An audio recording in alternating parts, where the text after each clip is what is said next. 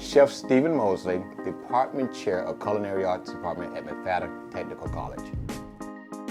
We teach all cuisines, but since we're in South Florida, we teach them primarily fusion cooking, which prepares them for the industry in this area.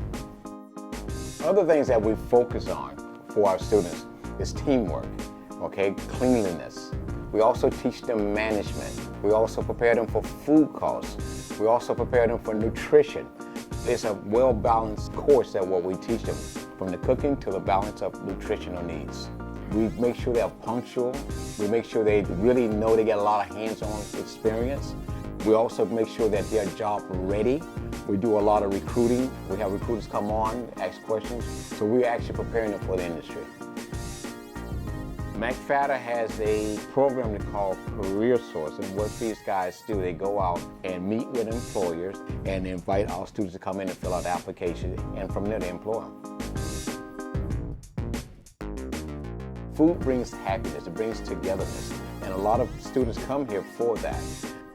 The McFatter Culinary program is the best out there. I know I work with the best group that you can ever work with.